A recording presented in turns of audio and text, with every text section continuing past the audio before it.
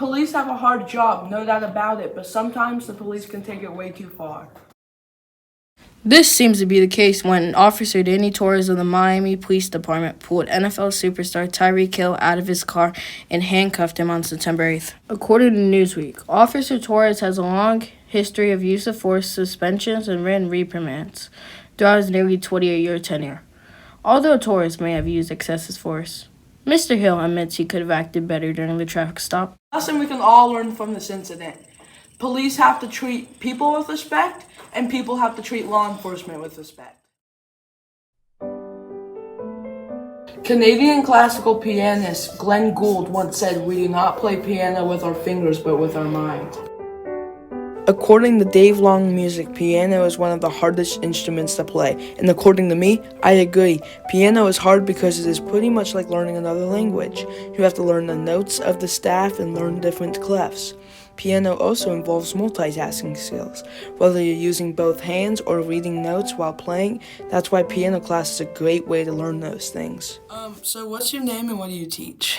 My name is Mr. Anderson. I teach piano and choir and PE by proficiency. Is piano something everybody should learn? I think that yes, it's something everyone should try. One of the things about music in general is it's a part of everyone's life in one way or another, whether it's through what they listen to or watch in movies. And so for people to experience it on the piano, I think is fun. Not everyone likes it, so it's probably not something everyone should do long term, but I think it's something that everyone should try. What's one word of advice you would give to someone trying to learn piano class? If you're trying to learn piano, my one word of advice is perseverance. It's kind of weird for teachers to say this, but you're going to screw up a lot. As a teacher, I still screw up a lot. And so rather than getting caught up in I'm failing and I'm doing it wrong, it's you make mistakes, but you learn from them and you try to do better each time. And if you are learning piano, why is it important to learn all the notes on the staff? You are able to learn piano simply by listening to something and copying it. It's called learning by rote. So if you hear a song on whether it's the radio or Spotify or wherever, and you try to copy it and figure it out, or you can go do it off YouTube, that works just fine, and it's a very good way to learn piano. One of the reasons it's important to learn to read the notes on the staff is it's just like reading a book. Someone in the past has written a song and they want someone to play it based on the notes that they wrote. And you can't necessarily learn it if you can't read the notes. So it's not a necessity to be able to play the piano, but it's a very important skill if you want to be able to play songs that others have written in the past, whether it's a great composer or a student that's been in class. So it is a very good skill. And what's your favorite thing about teaching piano class? My favorite thing, honestly, is the independence. I love the fact that my class is based on students coming to class and having time to practice.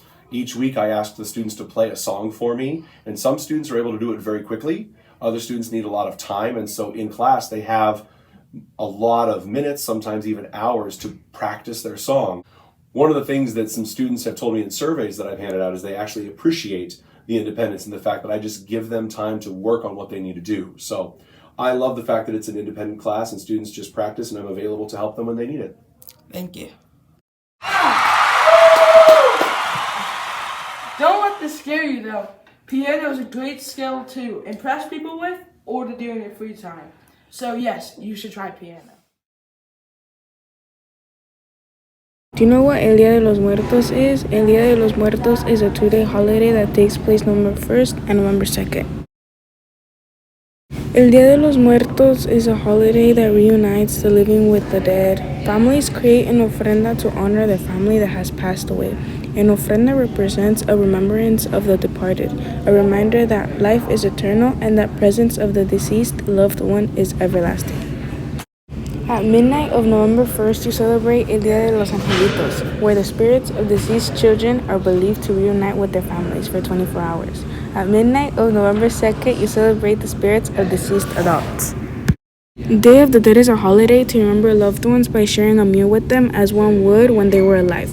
Remembering our loved ones is the best way we can honor them. Have a peaceful day, Bulldogs.